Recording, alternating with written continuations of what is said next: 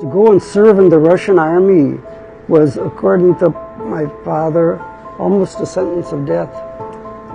Any number of Jewish soldiers died doing service in the Russian army at that time. By 1912, Sam Miller had seen enough. With some of his fellow countrymen, he left Lithuania and began the journey to the country that would become his new home. He brought with him only what would fit in his hands. Little did Sam know that his humble bag contained the secret to his success in America.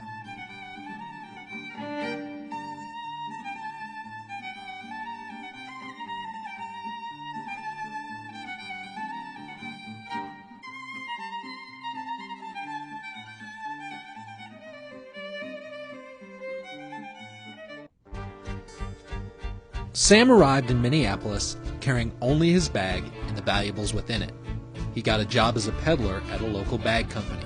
Little did Sam know that one bag would eventually lead to several more and provide a future for himself and for his family. The Miller Bag Company became one of the most successful bag companies in Minneapolis. As the operation began to flourish, Sam started to use his wealth to invest in local properties. The bag company allowed Sam to educate himself and eventually pass on his knowledge to his sons. His sons used that knowledge to make successful decisions of their own. During its heyday, the Minneapolis Milling District was home to the flour milling capital of the United States. In 1992, it was just another area filled with vacant lots and empty space. Many people saw no hope and avoided the area, except for Beryl and his family. I remember very well saying and thinking that we were going to give the kind of a job in the development of this building and its business together with it so that we could make a success of it. So he and his brothers went to work, renovating the building. They worked with the tenants to understand their needs and in turn made friends along the way. We just seemed to develop the kind of an interest with our tenants that they liked too. That happiness soon translated into results. You know, by about maybe the third or fourth year, we developed a 100% occupancy. And results in the area eventually followed. This is something that no one would have believed 20 years ago when there was just a lot of vacant lots and empty space alongside this riverfront area, that there would be such development of housing and businesses and that it would be so vibrant. Today the investment continues to see results. Results Beryl can't put a price on. We just have a relationship with everybody. Everybody gives me the nicest hello, and Craig tries in minutes to get anything fixed, and that's what we do, and I guess people like it. I think my dad enjoys coming to work in this building and seeing the tenants on a daily basis and having the tenants say, "Hi Beryl, how are you? How was your weekend? How was your day?" It's been a great source of happiness for him, and with Eve, you know, being there, my sisters, the fact that members of the family have been there, and you know, that it's been sort of a family corporation, I think that makes him really happy. While focused on the present, he constantly is reminded of the past.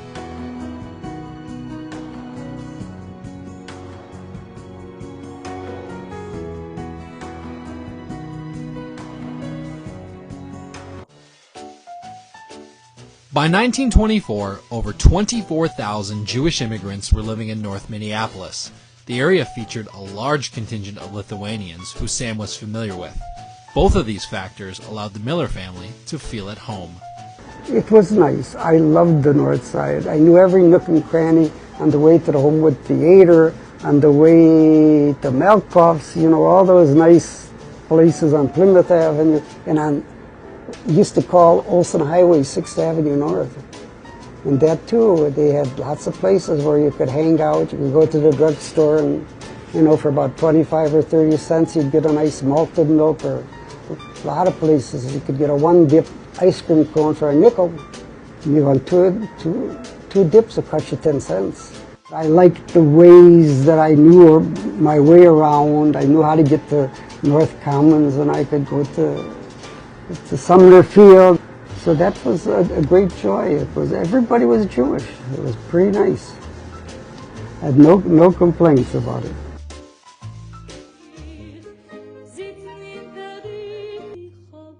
My father was, first of all, a very hard-working man. He worked all the days of his life's activities, Sunday through Friday until it was several hours before Shabbos, and then he would come in and get ready for Shabbos.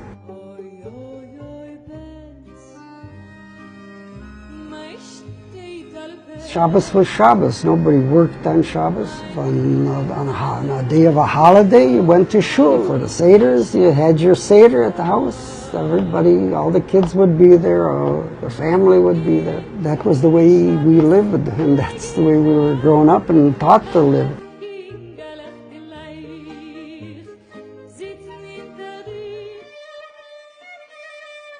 Attending the Sheri Chesed synagogue was a way of life for the Millers. The synagogue was home to some of the fondest memories for 3 generations of the family.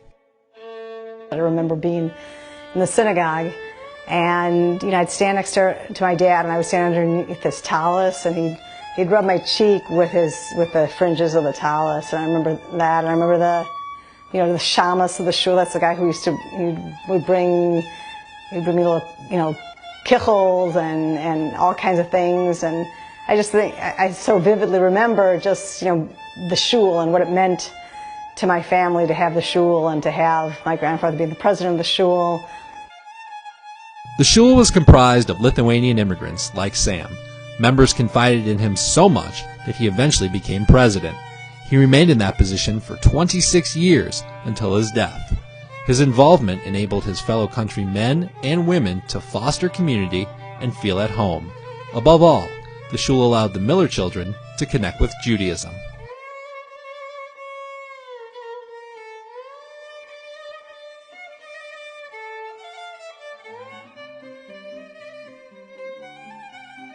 Upon arriving in America, Sam took a job at a local bag company sewing bags.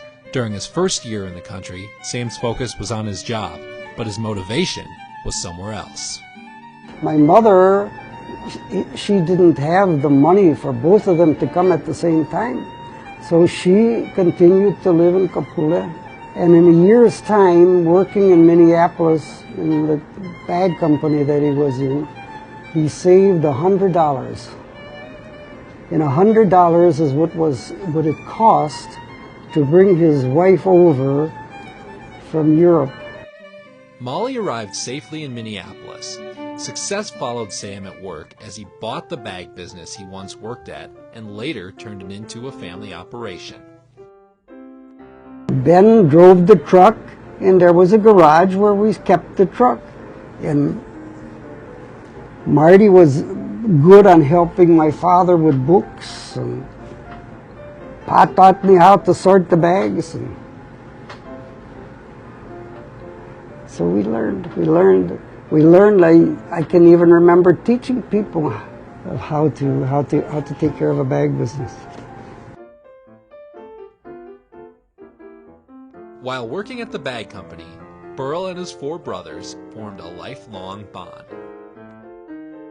It was amazing how well they worked together, and if they did have any kind of an argument, it was always about a bag. It was about the zipper. Should it be a 3/8 inch zipper? Should it be a 2/8 inch? At the end of the day, they'd go home and then they'd get together for supper. They were always just a unit, and they couldn't understand. Like when Uncle Marty would say, people would say, ask him the question, how do you do it? They didn't understand how you couldn't do it. It just made perfect sense to them to be together. The brothers' relationship allowed them to continue their father's bag company after his death. They eventually honored their father's wishes by getting into real estate. Perhaps Beryl's biggest accomplishment came when he met a special lady.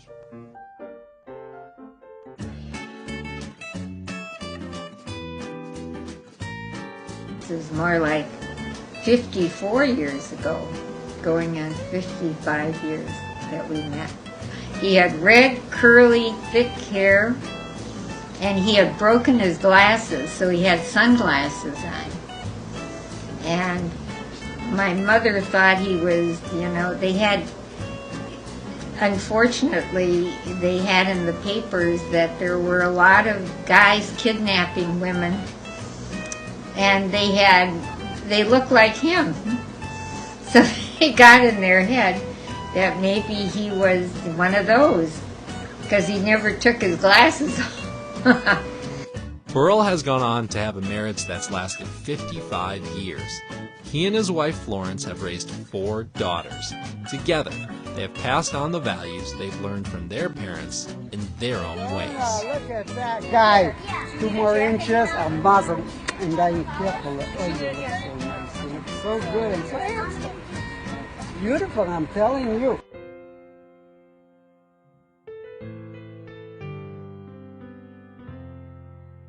There's a saying from Pirkei Avot, from Ethics of the Fathers, and it said in Hebrew it is "Shali shalach v'shalach shalach," which means which mine is yours and which yours is yours. And anyone who knows my Zadie, and especially his children and grandchildren, know that everything that he has, he wants to give to us. He always, that's all he wants to do. Bye, my Zadie. He would always just give us, and didn't expect anything in return. He would always say, take it gesundheit. To hand him something, I would feel embarrassed, and he wouldn't want anything from us. He doesn't want to take from us, he just wants to give.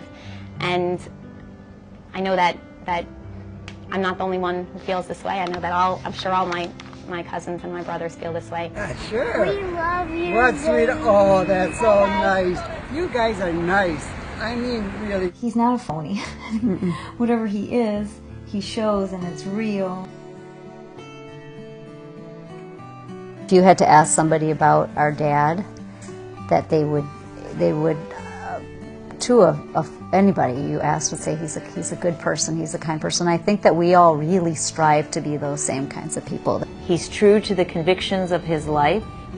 He believes in his principles, and he's loyal and true to the important things in his life, and he's an amazing father and grandfather. I would describe my Zadie as the most lovable and generous man that there is. Like, I've never really understood the meaning of he'll give the shirt off, someone will give the shirt off their back, but now that I know my Zadie, he'll give all the clothes on his body to someone that needs it. Honest, generous, and loving. Those would probably be the things that he exemplifies, and that something that people strive to become. It can be said that Beryl and his wife have lived a blessed life.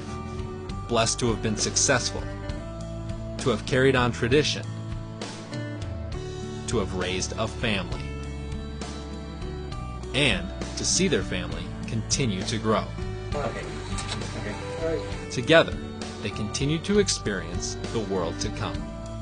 What it means to me is I can't even tell you what it means to me.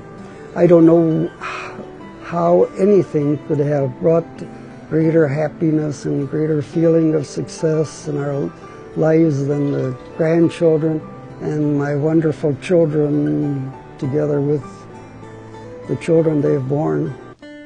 Then Zoma said, "Who is wise? The one who learns from all people." Who is mighty?